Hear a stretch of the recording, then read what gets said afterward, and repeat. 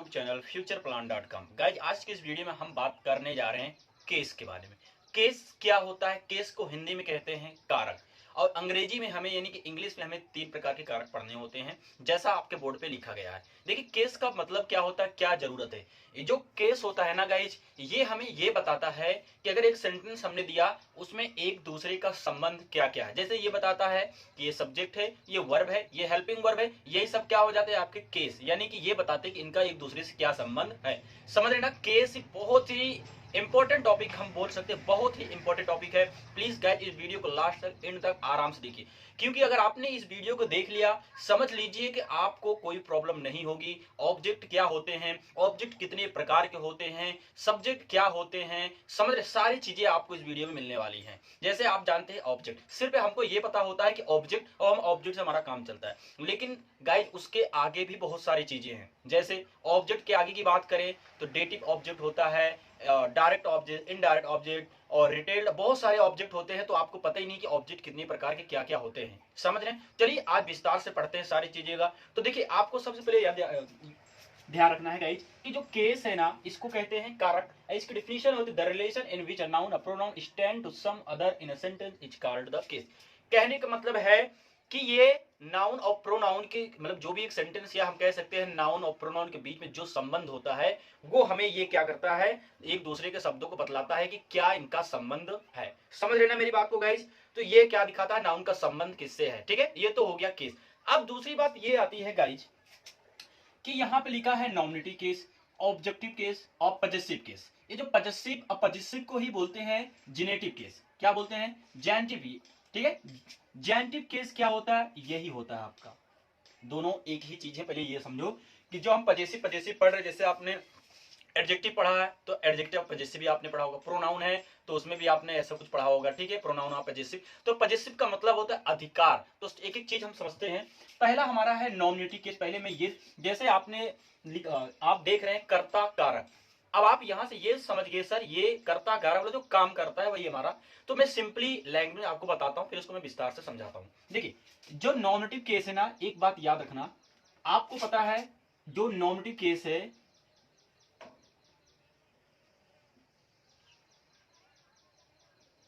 देखिए nominative case इसे ही बोलते हैं नॉमिनेटिव केस, और इसे ही बोलते हैं हम सब्जेक्ट। इस चीज को आप याद रखिएगा कि आपका नॉमिनेटिव केस कोई अलग नहीं है।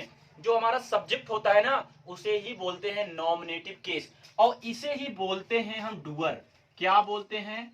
डूअर मीन्स काम करने वाला। तो हमने देखा कि हमारा सब्जेक्ट जो हम बचपन से पढ़ रहे हैं, आपके टीचर आपको पढ़ा रहे हैं, सब्जेक्ट है सब्जेक्ट, उसके दो नाम और हैं। पहला नॉमिनेटिव केस हम उसको बोल सकते हैं, या तो डूअर। डूअर का मतलब काम करने वाला।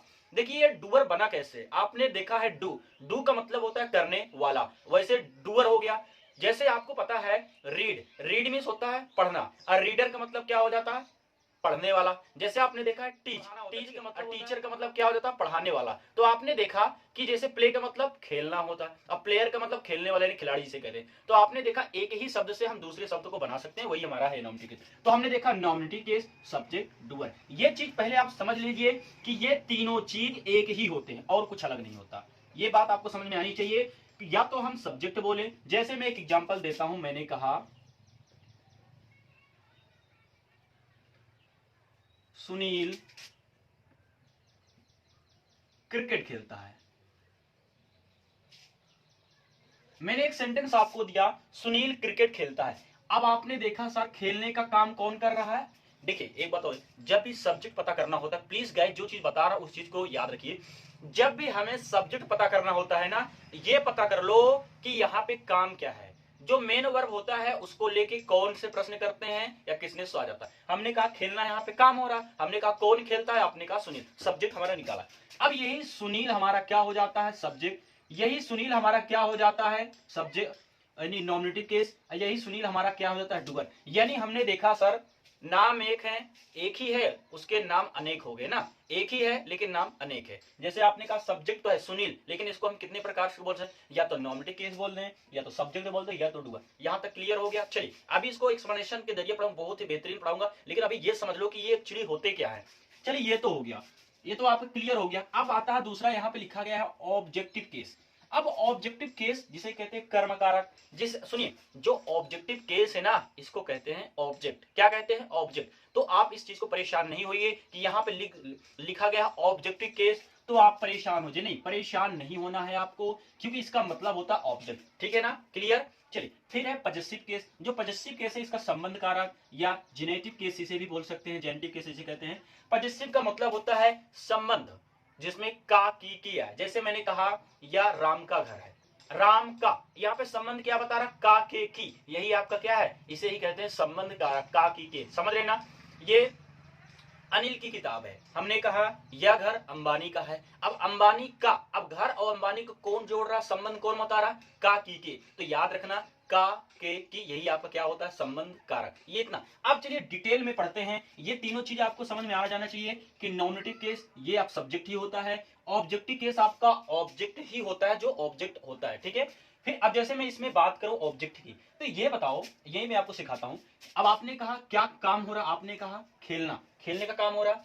अब आपने क्या खेला जा रहा? आप कहेंगे क्रिकेट, यही हमारा क्या हो जाता है? ऑब्जेक्ट हो जाता है। खैर मैं आपको डिटेल में पढ़ाने चल रहा हूं। देखिए ये तो हमने समझा कि nominative case, objective case, possessive case, ये सारी चीजें क्या होता है। चलिए अब पढ़ते हैं कि नॉमिनेटिव केस रियली हमारा क्या होता है। वैसे मैंने आपको बता दिया कि नॉमिनेटिव केस क्या होता है, यही होता है और कुछ होता नहीं है, लेकिन फिर भी अभी नॉमिनेटिव केस के कुछ प्रकार हैं उनको देखेंगे। तो यहां तक आप इसको लिख लीजिए। अब हेडिंग डाल लीजिए आप नॉमिनेटिव केस। ठीक है। अब इसको आराम से बेहतरीन तरीके से इसको पढ़ते हैं ताकि चीजें समझ जाए कि सब्जेक्ट एक्चुअली होता क्या है और उसको हमको एक्चुअली फाइंड कैसे करना है। ठीक है। चलिए अब आते हैं आपके सामने नॉमिनेटिव केस यानी कर्ता कारक। ठीक है। तो आपके सामने आ गया गाइज नॉमिनेटिव केस। जैसा ऑलरेडी मैंने आपको बता दिया है कि नॉमिनेटिव केस क्या होता है, हमारा सब्जेक्ट ही क्या होता है? नॉमिनेटिव केस होता है। लेकिन अब आपको देखना यह है कि अब देखिए और इसमें क्या डिटेल्स हम समझ सकते हैं इसकी। कह रहे प्रायः वर, हाँ देखिए आप क्या लिखा है इसमें ध्यान से पढ़िए।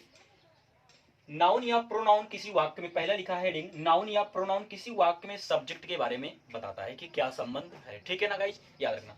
फिर प्रायः वर्ब में कौन या किसने से प्रश्न पूछने पर या प्रश्न करने पर सब्जेक्ट आपको प्राप्त हो जाता है। याद रखना क्या करा?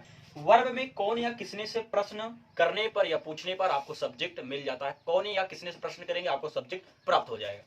फिर नॉमिनेटिव केस का नाउन अपने मुख्य वर्ब के पहले आता है। अब वर्ब का मतलब आप समझ रहे हैं, helping verb, is am are was were auxiliary verb. आपने देखा होगा अक्सर आपका is am are was were, ये जितने भी हेल्पिंग वर्ब है मोडाल से, उनके पहले ही आपका सब्जेक्ट आता है। ऐसा ये नॉमिनेटिव केस सब कह रहे हैं हमारे, कह रहे नॉमिनेटिव केस का नाउन अपने मुख्य वर्ब के पहले आता है। क्या आपने हमेशा आपने देखा है कि इज एम आर के पहले ही आता है अगर अफर्मेटिव होता है तो। जैसे मैं बोलूं आई एम टीचिंग यू, तो मैंने अब सब्जेक्ट यहाँ पे क्या है? आई, यानी नॉमिनेटिव केस क्या है यहाँ पे? आई। आपने देखा कि जो एम है, एम के पहले आया, वही कह रहा है कि नाउन अपने मुख्य वर्ब के पहले आएगा। ये बात आप समझ गए ना मेरी बात, मैं क्या कहना चाह रहा हूँ? यानी हेल्पिंग वर्ब के पहले आपका नॉमिनेटिव केस आएगा।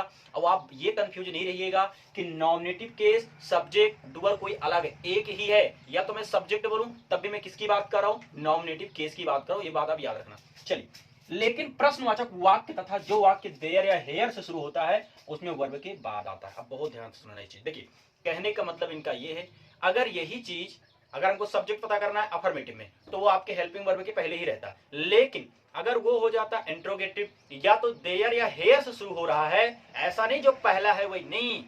कहने का मतलब अब जो भी हेल्पिंग वर्ब होगी उसके बाद जो भी आएगा वही हमारा क्या होगा? सब्जेक्ट होगा। समझ रहे ना मेरी बात? अभी मैं समझाता हूं।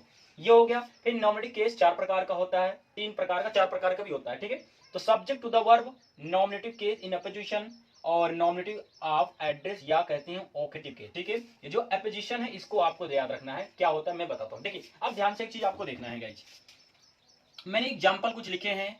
देखिए ये जो नॉमिनेटिव केस पढ़ रहे हैं ना, ये कोई विशेष टॉपिक नहीं, बस ये समझ जाइए कि सब्जेक्ट कैसे कैसे कहां कहां हमको फाइंड करना है। समझ रहे? अभी मैं समझा। जैसे आप यहां पे बात करेंगे राम किल्स आई स्नेक, तो अब ये बताओ आई स्नेक, तो सांप को किसने मारा है बता दीजिए हमें। आप कहेंगे राम, तो राम ही हमारा क्या हो गया है? यही हमारा नॉमिनेटिव केस, यही हमारा डूअर, यही हमारा काम करने वाला यानी सब्जेक्ट। ये तो हमने समझा। दूसरा आपने अब ध्यान से देखना, अब जैसे मैंने लिखा is Ram a good boy. अब अच्छा ये बताओ यहाँ पे वर्ब यही है ना, हेल्पिंग वर्ब यही है ना, ध्यान से देखिएगा। ये है ना इच। अब आपने देखा सर हेल्पिंग वर्ब के बाद आ गया, तो ये भी हमारा क्या होगा, नॉमिनेटिव केस होगा। ये बात को आप याद रखना। समझ में आ रहा है ना? कहने के इनका मतलब ये है कि या तो इज एम आर के पहले आएगा या तो बाद में आएगा। समझ रहे हैं? ये बात याद रखना। तो हमने देखा इच के बाद राम आ गया, यही हमारा सब्जेक्ट हो गया। अब देखो देयर वाला, अब देयर वाला मैं आपको सिखाता हूं। देखिए कहां है, देयर या हेयर से शुरू होता है तो उनमें वर्ब के बाद सब्जेक्ट आता है, वर्ब के बाद। ध्यान से देखते हैं। अब ये देयर है, ये तो कोई ना कोई मतलब ही नहीं। अब आपने देखा वर्ब मिल गया ना हमको, आर क्या वर्ब तो है जिसे कहते हैं हेल्पिंग वर्ब।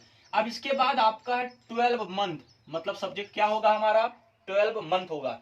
तो इस चीज में आप कंफ्यूज नहीं रहना है आपको, इस सब्जेक्ट हमको कैसे पता करना है। आपने देखा कि इज एम आर के पहले अगर आता है तो नाउन, इसके बाद आता है तब भी सब्जेक्ट, इसके पहले आता है तब भी आपका सब्जेक्ट ही होगा। ये बात आप याद रखना। जैसे हमने देखा ना आर के बाद क्या मिला हमको, सब्जेक्ट। इज के क्या बाद मिला, सब्जेक्ट। तो प्लीज इस जैसे आपसे बोला जाता है there are 20 buses in my school, अब आपसे पूछा जाता सब्जेक्ट क्या है, आप ठोक के आ जाएंगे देयर। नहीं, गलत हो जाएगा, गलत हो जाएगा, क्योंकि आपने पढ़ा नहीं, केस के बारे में नहीं पढ़ा है, आप बिल्कुल नहीं कर सकते। अब अगर आपने केस पढ़ लिया कि हाँ ये कारक क्या होते हैं तो आप आराम से कर लेंगे। तो आपने पढ़ा है कि सर सब्जेक्ट के बाद नहीं, जो हमारा वर्ब होगा, is am are, was were, modals भी आएगा, नो प्रॉब्लम, उसके बाद उसके पहले ही हमारा क्या आता है, बताइए क्या आएगा, सब्जेक्ट। जैसे हमने देखा ना, ध्यान से देखिए, आर दिख रहा है ना, आर के बाद हमारा क्या आ गया, 12 मंथ, यही हमारा क्या हो जाएगा, सब्जेक्ट हो जाएगा। समझ रहे? मैंने कहा there are many criminals in the jail, मैंने कहा जेल में बहुत सारे अपराधी हैं। अब आपने, मैं आपसे पूछूं कि बताइए सब्जेक्ट क्या है, अब आप इसको पहले पढ़िए, देयर आर। अब आपने आर पढ़ा ना, वहीं रुक जाओ। अब आर के बाद क्या है, मैनी क्रिमिनल, बस यही तो है सर हमारा सब्जेक्ट। पता कर लेंगे ना, कोई प्रॉब्लम नहीं होनी चाहिए यहां तक, आराम से। बस आपको वर्ब मिला जिसे कहते हैं। अच्छा ये बताइए, आप वर्ब हेल्पिंग वर्ब कंफ्यूज नहीं हो रहे? इसी को वर्ब बोल देते हैं, इसी को हेल्पिंग वर्ब भी बोल सकते हैं, ठीक है? तो हेल्पिंग वर्ब, वर्ब एक ही चीज है। तो वर्ब के बाद क्या है आपका, बताइए आपका क्या मिला, सब्जेक्ट, ठीक है ना, नो प्रॉब्लम, ओके।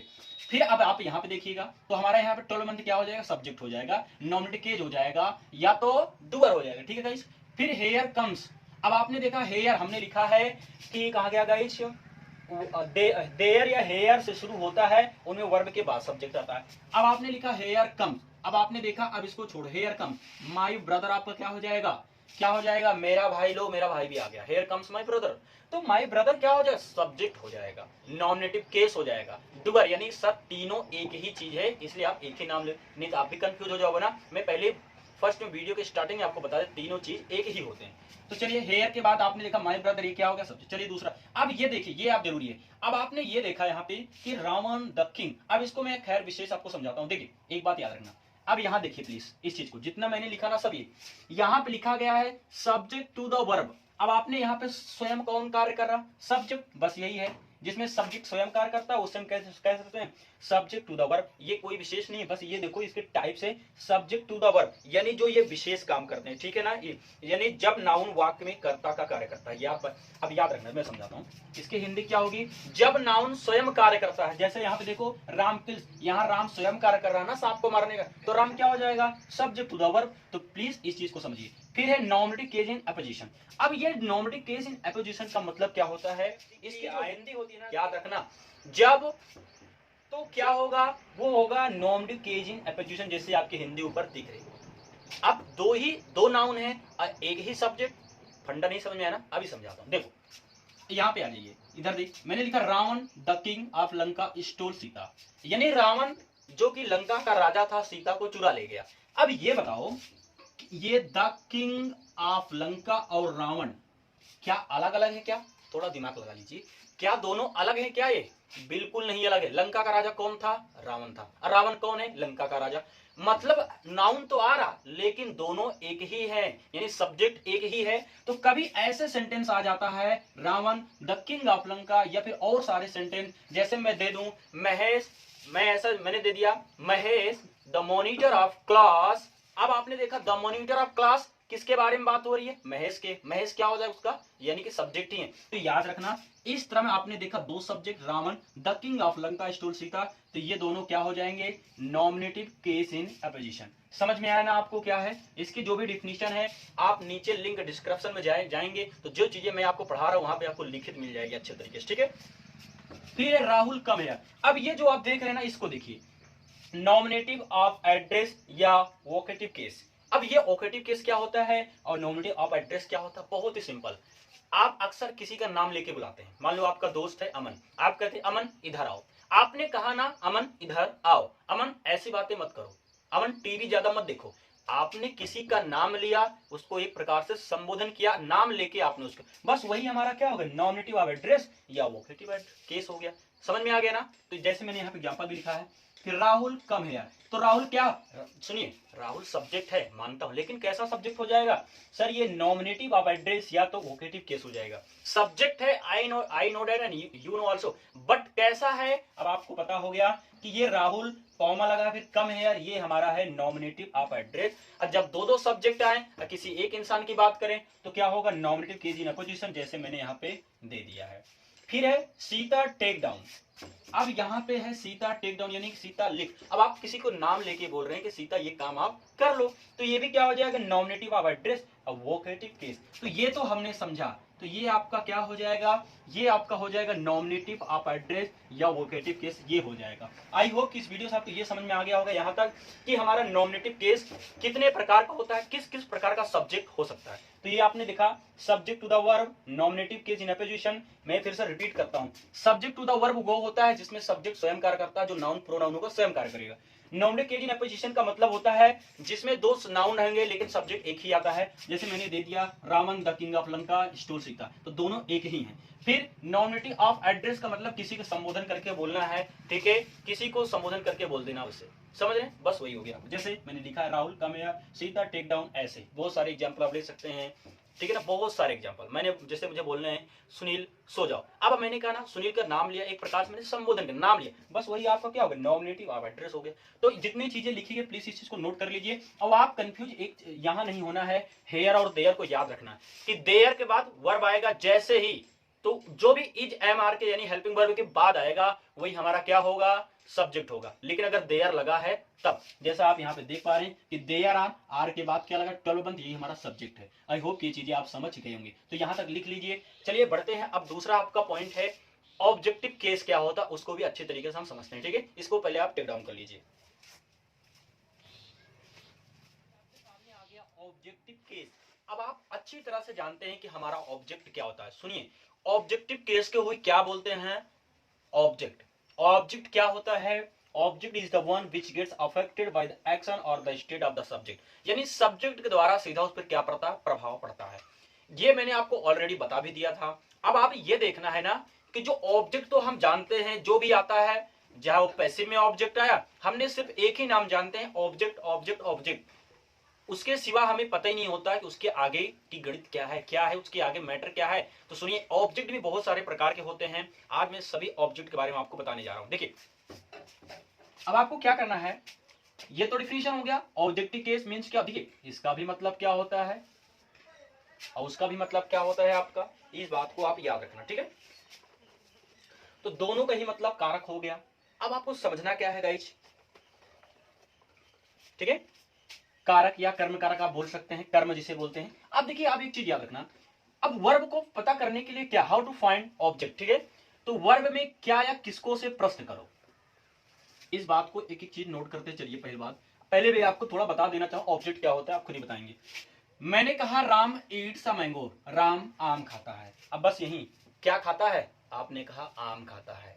मैं देखता हूं, अगर मैं आपसे पूछूं क्या देखते हो, पता नहीं है। मैंने कहा मैं टीवी देखता हूं, आपने कहा क्या देखते हो, टीवी, तो टीवी आपका क्या हो गया, ऑब्जेक्ट हो गया। समझ में आया ना।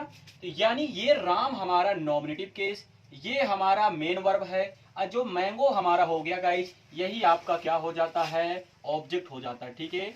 ए क्या हमारा आर्टिकल है, तो मैंगो हमारा क्या हो गया है, यही ऑब्जेक्टिव केस होता है। आई होप कि ये चीजें आप समझ गए होंगे कि ऑब्जेक्ट रियली होता क्या है। बस अब थोड़ा सा दिमाग लगा लीजिए, सब आ जाए। ऑब्जेक्ट आपको पता ही है, मैंने कहा शिवम प्लेज क्रिकेट।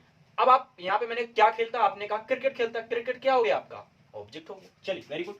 चलिए अब समझते हैं फिर है वर्ब में क्या किसको से, तो हमको पता हो गया कि क्या है किसको से, जो भी वर्ब समझ, जो मेन वर्ब होगा। मैंने कहा शीला नाच रही है।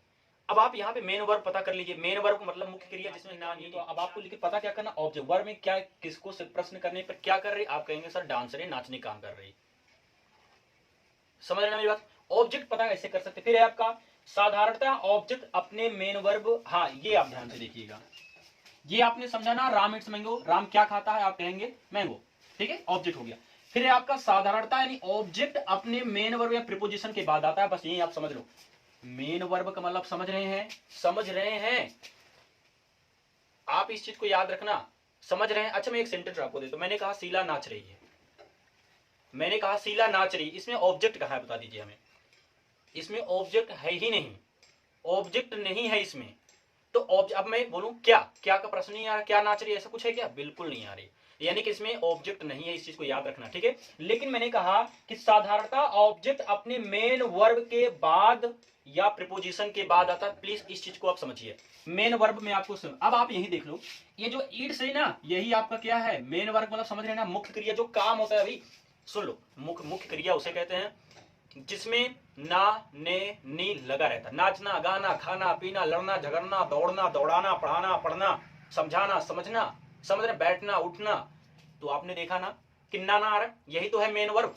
तो अब ऑब्जेक्ट कब मिलेगा, मेन वर्ब के बाद ही ऑब्जेक्ट आपको मिलेगा, ये बात याद रखना, समझ रहे हैं। ये आप समझना कि ऑब्जेक्ट अपने मेन वर्ब के बाद या प्रीपोजिशन आएगा ना, उसके बाद भी आएगा, मैं समझाऊंगा कैसे, ये क्या मतलब इसका, ठीक है। कोई प्रीपोजिशन आ जाता है उसके बाद आता है, ये बात आप याद रखना, ठीक है। चलिए फिर है आपका, आप पहले ये दो चीज समझते हैं, फिर इसके टाइप पे चलते हैं। तो हमने, अगर मैं आपसे बात करूं, आपने यहां से दो चीज समझा कि क्या या किसको से प्रश्न करने पर हमें क्या मिल जाता है, ऑब्जेक्ट, ये तो सही है।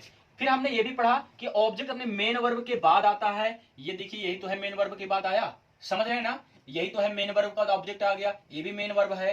टीचर्स में पढ़ाना के बाद क्या आ गया, ऑब्जेक्ट आ गया ना। सिंग्स के बाद सॉन्ग क्या आ गया, ऑब्जेक्ट, यानी ऑब्जेक्ट तो हमको मिल गया है, ये तो चलिए क्लियर हो गया, ऑब्जेक्ट आपको मिल गया ना गाइस, ये क्लियर यहां तक हो गया। अब एक चीज और आपको समझना है, देखिए अब यहां पे लिखा है ऑब्जेक्टिव केस निम्न प्रकार का होता है। अब इनको सारी चीजों को देखते हैं, यहां पे लिखा direct object, indirect object, congruent object, और लिखा है रिटेन्ड ऑब्जेक्ट, एडवर्बियल ऑब्जेक्ट। अब सोचो इतने प्रकार के ऑब्जेक्ट होते हैं, आपको पता है था क्या, नहीं, बस हम ऑब्जेक्ट ही ऑब्जेक्ट बोलते हैं, लेकिन आप देखते हैं कैसा ऑब्जेक्ट है। तो देखिए जो डायरेक्ट ऑब्जेक्ट, अच्छा मैं यही, आपने कहा ना, ध्यान से देखिएगा, आपने कहा मैंगो आपका क्या है, object, I agree with you, no problem, मैं आपके साथ सहमत हूं। लेकिन मैं आपसे ये पूछना चाहता हूं कि प्लीज बता दीजिए कि ये जो मैंगो है ना, ये कैसा ऑब्जेक्ट है, डायरेक्ट ऑब्जेक्ट है कि इनडायरेक्ट, कि कॉन्ग्रेट ऑब्जेक्ट है कि रिटेन्ड ऑब्जेक्ट के एडवर्बियल। अब आप 5 प्रकार, अब आप कंफ्यूज हो गए, अब आप कंफ्यूज हो गए होंगे कि अरे भगवान ये क्या, अभी तो पढ़ा ही नहीं आपने, सही आपने पढ़ी नहीं इस चीज को, आपके टीचर ने ना आपको पढ़ाया नहीं कि ऑब्जेक्ट क्या क्या होते हैं। आपको सिर्फ एक चीज पता है, ऑब्जेक्ट ऑब्जेक्ट, अब वो कैसा ऑब्जेक्ट है, नो आपको पता ही नहीं, इससे कोई मतलब ही नहीं आप रखते। अब एक ध्यान से देखना आप एक चीज, अब जो डायरेक्ट ऑब्जेक्ट को ही कहते हैं ऑक्यूजिटिव, क्या कहते हैं इसको, इसे ही कहते हैं अक्यूजिटिव, अक्यूजिटिव केस। और इनडायरेक्ट ऑब्जेक्ट को कहते हैं डेटिव केस, यानी अब हेस पे तो हमारा इस तरह से हमारा कितने हो गए, 5 to 7 प्रकार के ऑब्जेक्ट हो गए। यानी जो हमारा डायरेक्ट ऑब्जेक्ट होगा गाइज, अब सबसे पहले डायरेक्ट ऑब्जेक्ट की हिंदी समझ लो। Direct object means non living. आप नॉन लिविंग का मतलब आपके स्क्रीन पे आता जा रहा, देखना, नॉन लिविंग मींस होता है निर्जीव, जिसमें जान नहीं होती है, वो हमारा क्या होता है, डायरेक्ट ऑब्जेक्ट। ऐसे ही अक्यूजिटिव केस भी कहते हैं, समझ रहे ना, किसको, डायरेक्ट ऑब्जेक्ट को याद रखना। फिर है आपका इनडायरेक्ट ऑब्जेक्ट, जिसे कहते हैं डेटिव केस गाइस। तो इनडायरेक्ट मतलब होता है लिविंग, क्या होता है, लिविंग, जिसमें जान होती है, like you and like me, यानी जैसे आप और मैं, समझ रहे ना। तो हम क्या है, इनडायरेक्ट ऑब्जेक्ट है। लेकिन जिस चीज में आप देख रहे हैं ना, वो क्या है पता है क्या आपको, वो आपका डायरेक्ट ऑब्जेक्ट है। आप मोबाइल में देख रहे हैं ना, कहीं भी देख रहे हो, मोबाइल क्या हो गया, इनडायरेक्ट, क्या सांस लेती है क्या, नहीं ना, तो मोबाइल क्या हो गई, डायरेक्ट ऑब्जेक्ट हो गई। मतलब ये है, डायरेक्ट होता है ना, वो नॉन लिविंग होता है, मींस निर्जीव। और जो इनडायरेक्ट ऑब्जेक्ट होता है वो आपका लिविंग होता है, यानी कि जो सांसें लेता है से। तो डायरेक्ट क्या हो गया, नॉन लिविंग, इनडायरेक्ट क्या हो गया आपका, लिविंग, ये बात आप याद रखना। तो ये तो हमने समझा कि सर डायरेक्ट मतलब निर्जीव, इनडायरेक्ट का मतलब सजीव। चलिए अब समझते हैं क्या। अब मैं आपसे यही पूछना चाह रहा हूं कि जो मैंगो है ना, ये ऑब्जेक्ट है, मैंने पहले बोला आई एग्री विद यू, लेकिन आप बता दो कमेंट में कि ये जो मैंगो है ना, ये कैसा ऑब्जेक्ट है, डायरेक्ट है कि इनडायरेक्ट, कि कैसा ऑब्जेक्ट है, बताइए। अभी दो ही मैं आपसे पूछ रहा हूं कि डायरेक्ट ऑब्जेक्ट है कि इनडायरेक्ट। अब आप मैंगो देखो, क्या मैंगो, ये बताइए, क्या मैंगो को हम सजीव बोल सकते हैं क्या, बिल्कुल नहीं बोल सकते हैं, ठीक है। सजीव हम उसे कहते हैं जिसमें हमारे पांचों तत्व काम करें, जैसे सूंघना और देखना बोलना बहुत सारी चीज, दो चीज, ठीक है। तो ये तो हो गया। अब आपने देखा कि अब मैंगो हमारा ऑब्जेक्ट है सर, लेकिन ये हमारा डायरेक्ट ऑब्जेक्ट है। ये हमारा डायरेक्ट ऑब्जेक्ट होगा क्योंकि जो मैंगो है ना वो हमारा निर्जीव है, ये समझ जाइए। अब कभी भी आपके टीचर पढ़ाते हैं तो ये आप याद रखना है, उन्होंने कहा ऑब्जेक्ट है, जैसे मैंने कहा आई रीड अ बुक, आपसे बोला जाए इसमें ऑब्जेक्ट क्या है, आप कहेंगे ऑब्जेक्ट क्या है इसमें, आप कहेंगे इसमें डायरेक्ट ऑब्जेक्ट है। यानी आप जो किताब है ये क्या है, डायरेक्ट ऑब्जेक्ट है ना, ऑब्जेक्ट नहीं डायरेक्ट ऑब्जेक्ट है, समझ रहे ना। बोलना सीखिए, क्योंकि देखिए जब तक नई चीजें बोलना नहीं आप नई चीज का शुरुआत भी नहीं कर सकते, इसलिए सीखिए कि ऑब्जेक्ट आता है, कैसे कैसे ऑब्जेक्ट हमारे हो सकते हैं। तो चलिए अब ये आपका कैसा ऑब्जेक्ट हो गया है मैंगो, ये सर हमारा डायरेक्ट ऑब्जेक्ट हो गया, वेरी गुड। चलिए यहां भी देख लेते हैं, मैंने आपको बोला है कि ऑब्जेक्ट किसके बाद आता है, मेन वर्ब के बाद। तो ये मेन वर्ब तो है ना, मेन वर्ब का तो ऑब्जेक्ट है, लेकिन ये बता दो ये मी कैसा ऑब्जेक्ट है, इनडायरेक्ट ऑब्जेक्ट है कि डायरेक्ट। आप कहेंगे सर मी का मतलब मैं होता है, और मैं का मतलब मैं का मतलब मैं, अरे मीन्स इसका मतलब होता है ये हमारा लिविंग है, जो सांस लेता है, यानी जानदार, यानी कि जो सांसें लेता है। तो सर ये हमारा इनडायरेक्ट है, क्या है आप इसको पूरा लिख लीजिएगा, मी आपका क्या है, इनडायरेक्ट, क्योंकि मी का मतलब मुझे मैं होता है ना, मैं किसके लिए, आप और हम अपने लिए प्रयोग करते हैं ना। अब लेकिन आप बुक की बात कर लें तो ये आपका डायरेक्ट ऑब्जेक्ट हो जाएगा। ये बात आपको समझ में आनी चाहिए कि डायरेक्ट इनडायरेक्ट ऑब्जेक्ट क्या होते हैं, समझ रहे ना मेरी बात को, समझ में ना गाइज। तो मी ही सी दे ये सब क्या हो जाएंगे गाइज, ये सब हम अपने लिए प्रयोग करते हैं, तो ये हमारे हो जाते हैं इनडायरेक्ट ऑब्जेक्ट। चलिए ये तो हो गया, जितने भी ऑब्जेक्ट आएंगे वो हमारे क्या हो जाते हैं, इनडायरेक्ट ऑब्जेक्ट, अगर वो सजीव है तो, ठीक है। अब बुक आपका डायरेक्ट हो गया, मी आपका। अब चलिए दूसरा, Hari gave a toy to the boy. अब आप कहेंगे सर यहाँ पे दो दो है, बिल्कुल। अब गेव आपका क्या है, मेन वर्ब है ना, क्योंकि देखिए यहां ध्यान से देखिए, क्योंकि मैंने लिखा है कि ऑब्जेक्ट मेन वर्ब के बाद आता है, तो मेन वर्ब के बाद ही तो ऑब्जेक्ट आएगा। लेकिन आ खिलौना, सॉरी आ टॉय, लड़का क्या हो सकता है, सजीव तो है ना लड़का, तो याद रखना द बॉय आपका। अच्छा ये थोड़ा सा दिमाग और लगाइए, यहाँ पे आपने देखा यहाँ पे टू लिखा, यहाँ पे टू नहीं लिखा। सुनिए, अगर मेन वर्ब के बाद हम दो ऑब्जेक्ट होते हैं, डायरेक्ट इनडायरेक्ट, अगर यहाँ पे आपने देखा इनडायरेक्ट हमारा पहले है, ध्यान से देखना, यहाँ पे इनडायरेक्ट हमारा पहले है फिर हमारा डायरेक्ट ऑब्जेक्ट, लेकिन यहाँ पे उल्टा हो गया, यहाँ पे डायरेक्ट फिर इनडायरेक्ट। तो जब भी कभी लिख लीजिए, जब भी कभी डायरेक्ट ऑब्जेक्ट के बाद हम इनडायरेक्ट ऑब्जेक्ट लिखते हैं तो डायरेक्ट ऑब्जेक्ट के बाद टू लगाना अनिवार्य होता है, इस चीज को आप लिख लीजिए। जैसे मैंने लिखा ना, गेव के बाद मेन वर्ब आ टॉय लिखा, अब इसके बाद हम इनडायरेक्ट ऑब्जेक्ट लगा रहे हैं ना, तो हमने टू का प्रयोग किया है, ये बात आपको याद रखनी है, ठीक है ना, लिख लिया आई होप। फिर है मैडम टीचर्स मी हिंदी, कोई बात नहीं। चलिए अब आपने देखा सर सब्जेक्ट, ये हमारा नॉमिनेटिव केस हो गया सर, ये हमारा डुअर है, और सर ये हमारा मेन वर्ब है। अब आपने ये बताया है कि मेन वर्ब के बाद ही हमारा ऑब्जेक्ट मिलता है, लेकिन आपने देखा सर कि मी यानी मेन वर्ब के बाद ही हमारा इनडायरेक्ट ऑब्जेक्ट मिल गया है, तो ये इनडायरेक्ट ऑब्जेक्ट सर, हिंदी हमारा डायरेक्ट ऑब्जेक्ट है। इस चीज को आपको नोट करते चलना बढ़िया तरीके से कि ये मी आपका इनडायरेक्ट, हिंदी क्या है आपका डायरेक्ट ऑब्जेक्ट। आई होप ये चीजें आप समझ गए होंगे। चलिए इसके बाद आते हैं, अब ये डायरेक्ट इनडायरेक्ट क्लियर हो गए। दूसरी बात गाइज, आप नीचे लिंक डिस्क्रिप्शन में देखेंगे तो आपको सभी चीज की वहां पे डिफिनीशन भी मिल जाएगा, आप सारी चीजें वहां से लिख भी सकते हैं, ठीक है। लेकिन सबसे ज्यादा जरूरी है आपको चीजें समझना कि ये डायरेक्ट ऑब्जेक्ट इनडायरेक्ट ऑब्जेक्ट होते क्या हैं। आप इतने दिनों से पढ़ रहे हैं, बताइए आपको यही नहीं पता कि डायरेक्ट ऑब्जेक्ट क्या होते हैं, इनडायरेक्ट ऑब्जेक्ट क्या होते हैं, बिल्कुल नहीं पता, सिर्फ आप एक ही चीज जानते थे ऑब्जेक्ट, लेकिन आज की इस वीडियो में आपने डायरेक्ट इनडायरेक्ट ऑब्जेक्ट सीखा। फिर है आपका कॉन्ग्रेट ऑब्जेक्ट, जिसे कहते हैं कॉन्ग्रेट ऑब्जेक्ट। अब ये क्या होता है, देखते हैं क्या होता है। अब ऐसा ऑब्जेक्ट ना गाइज, सुनो ध्यान से प्लीज, मेरी बात को ध्यान समझिए कि ये ऑब्जेक्ट क्या होते हैं, चमत्कार दिखाता हूं, देखिए चमत्कार क्या है। जो कॉन्ग्रेट ऑब्जेक्ट होते हैं, सुन लो, वो वर्ब से मिलते जुलते रहते हैं। यानी अगर इसकी डिफिनीशन की बात करें तो गाइज यह प्रत्यक्ष रूप से डायरेक्टली या इनडायरेक्टली उसी वर्ब से मिलता हुआ या बना हुआ होता है जिसका यह ऑब्जेक्ट होता है। चलिए डिफिनीशन को छोड़ो, अब आते हैं बात, कहने का मतलब इनका है कि जो ये कॉन्ग्रेट ऑब्जेक्ट है ना गाइज, ये जो आपका वर्ब होगा ना, वर्ब ये जो वर्ब होगा ना, सेम इसी का डुप्लीकेट भी ऑब्जेक्ट होगा। अब आपने देखा नहीं होगा, मैं दिखाता हूं। चलिए आपने देखा सिंग अ सॉन्ग, मैं हिंदी में सिखाता हूं इसको आपको। इसको आप लिख लीजिए प्लीज, इस चीज को आप नोट कर लीजिए, ठीक, वीडियो को पॉज करके नोट कर लीजिए। हो गया ना आपका? देखिए मैं आपको थोड़ा हिंदी में बताता हूं कि कॉन्ग्रेंट ऑब्जेक्ट रियली क्या होते हैं। एक अब मैं हिंदी लिखाता हूं कि वह गाना गाता है, वह गाना गाता है, या हम कह सकते हैं वह गीत गाता है, ऐसा भी हम कर सकते हैं, शुरुआत गीत गाता है। लेकिन अब ये बताओ हमने क्या कहा, कॉन्ग्रेंट ऑब्जेक्ट ऐसा होता है जो डायरेक्टली या इनडायरेक्टली एक दूसरे की तरफ मिलते जुलते रहते हैं। समझ आता हूं? तो इसको मैं ऊपर लिखता हूं, इसकी इंग्लिश होगी ही सिंग्स अ सॉन्ग। अब आपने देखा गाना गाना, वह गाना गाता है। अब आपने देखा ये जो गाना गाता है ना गाइस, ये क्या है, कॉन्ग्रेंट ऑब्जेक्ट है। कैसे, मैं बताता हूं। अब आपने देखा सिंग सॉन्ग, अब मैं एक और देखता हूं, जैसे मैंने कहा ही रैन अ रेस, ही रैन अ रेस, यानी उसने एक रेस दौड़ी। अब दौड़ना, रेस, रेस और दौड़ना एक ही चीज तो होता है, मान लो ना, ये दूसरे का है, डायरेक्टली या इनडायरेक्टली है, रैन। अब आपने देखा रेस लगाना, इसमें भी तो भागते हैं ना। अब ये दौड़ना क्या, ये भी तो वही है ना, रेस, बस नाम थोड़ा सा, लेकिन ये क्या है, मिलते जुलते एक जैसे हैं।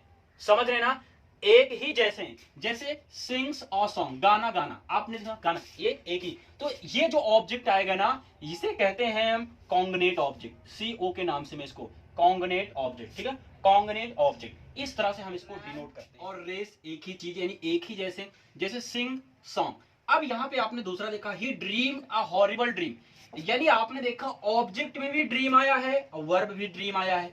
आपने देखा इन दोनों देखो सेम लग रहे हैं ना, वैसे ये भी एक ही कैटेगरी के होते हैं। समझ रहे हो, एक ही कैटेगरी के होते हैं। तो बस गाइस इस तरह से आपने देखा कि अगर दोनों जो आपका वर्ब है और आपका ऑब्जेक्ट अगर एक दूसरे से मिलते जुलते हैं, वही आपके कॉन्ग्रेंट ऑब्जेक्ट होते हैं। तो ये आप हॉरिबल ड्रीम, देखो यहाँ पे ही ड्रीम, उसने सपना देखा, कैसा सपना देखा, अ हॉरिबल ड्रीम, एक भयानक सपना। तो आपने देखा सपना आपका वर्ब भी है, सपना आपका ऑब्जेक्ट, यानी जो ड्रीम है ऑब्जेक्ट भी आपका ड्रीम है और आपका वर्ब भी ड्रीम है। तो हमने ये समझा सर ड्रीम हमारा कैसा ऑब्जेक्ट है, ये हमारा कॉन्ग्रेंट ऑब्जेक्ट होगा। सॉन्ग कैसा होगा, कॉन्ग्रेंट ऑब्जेक्ट होगा। रेस कैसा होगा, कॉन्ग्रेंट रेस। तो हमने देखा रन, रेस, ड्रीम, ड्रीम, सिंग, सिंग।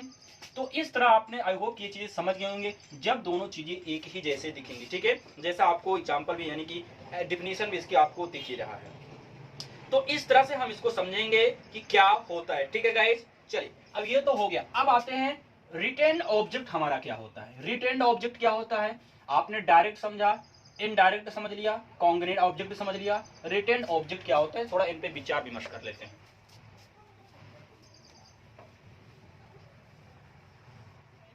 यहाँ पजेसिव, यानी मैं अब बात कर रहा हूँ रिटेन ऑब्जेक्ट की, ठीक है, इसको आप हेडिंग डालते हुए चल सकते हैं। यहाँ पे है कि रिटेन ऑब्जेक्ट क्या होता है, या पैसिव वॉइस का वर्ब का ऑब्जेक्ट होता है।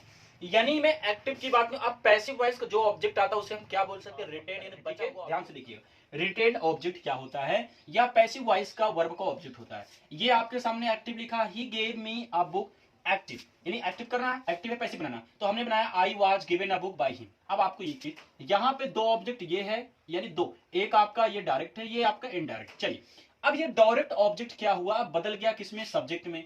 तो आई वाज गिवन, अब आपका मेन वर्ब क्या हो गया गाइज, ये हो गया, याद रखना। अब ये जो आ बुक है, ये क्या हो जाएगा सर, यही तो है हमारा क्या, रिटेन्ड ऑब्जेक्ट। यही आपका क्या हो जाएगा, रिटेन्ड ऑब्जेक्ट। समझ रहे हैं ना, कैसा ऑब्जेक्ट हो गया, बचा हुआ ऑब्जेक्ट आपका रिटेन्ड ऑब्जेक्ट होता है, ये बात याद रखना। यानी कि जब भी एक्टिव में दो आपके रहेंगे क्या, ऑब्जेक्ट, जब पैसिव बनाते हैं उसमें से एक ऑब्जेक्ट तो आपका सब्जेक्ट हो जाता है, लेकिन जो दूसरा बचता है उसे कैसा ऑब्जेक्ट बोलते हैं, उसे हम बोलते हैं रिटेन्ड ऑब्जेक्ट। तो ये बात आपको समझ में आ गई ना, कि जो आ बुक है वो आपका क्या हो जाएगा, रिटेन्ड बुक, ना कि ऑब्जेक्ट, क्योंकि यहाँ पे दो ऑब्जेक्ट था, अब आपका एक ही ऑब्जेक्ट है। तो ये भी आपने समझा कि डायरेक्ट, इनडायरेक्ट, कॉन्ग्रेंट ऑब्जेक्ट, जिसमें यानी वर्ब भी आपका एक ही जैसा रहता है और आपका ऑब्जेक्ट भी। और रिटेन्ड ऑब्जेक्ट आपने देखा सर, जब पैसिव बनाएंगे, जो पैसिव का ऑब्जेक्ट जो बचा हुआ, जैसे यहाँ पे एक्टिव में दो ऑब्जेक्ट रहते हैं, तो ये जब पैसिव बनते हो कि हमारे क्या हो जाते हैं, रिटेन्ड ऑब्जेक्ट। क्योंकि अब देखो मी था, मी आपका बन गया सब्जेक्ट, तो यहाँ पे दो ऑब्जेक्ट था लेकिन इसमें एक ही ऑब्जेक्ट बचा, क्या, आबुक। आबुक हमारा क्या बन गया, आपका रिटेन्ड ऑब्जेक्ट। अब आता है एडवर्बियल ऑब्जेक्ट। तो गाइज एडवर्बियल ऑब्जेक्ट क्या होते हैं, इसको भी आप नोट कर लीजिए। अब एडवर्बियल ऑब्जेक्ट क्या होते हैं आपके, देखिए एडवर्बियल ऑब्जेक्ट आपके क्या होते हैं गाइज, एडवर्बियल ऑब्जेक्ट का मतलब होता है जिसमें हम दूरी की बात करते हैं, समय की बात करते हैं, समझ रहे हैं, वही आपका एडवर्बियल ऑब्जेक्ट होता है। चलिए इसकी डिफिनीशन आपकी स्क्रीन पे आ रही है, इसको आप थोड़ा देखिएगा। स्क्रीन पे आपकी डिफिनीशन आती है, जो नाउन समय दूरी स्थान भार, देखिए ध्यान से, जो नाउन समय दूरी स्थान भार आदि प्रदर्शित करे और जो वर्ब के पीछे ऑब्जेक्ट के स्थान पर आए परंतु एडवर्ब का काम करता है वह एडवर्बियल ऑब्जेक्ट होता है। समझ रहे ना? तो कहने का मतलब गाइस, जो ऑब्जेक्ट के स्थान पे आ जाता है ना उसे एडवर्बियल ऑब्जेक्ट कहते हैं। एग्जाम्पल के माध्यम से मैं आपको समझाता हूं। जैसे मैंने कहा कि ही वेंट यस्टरडे,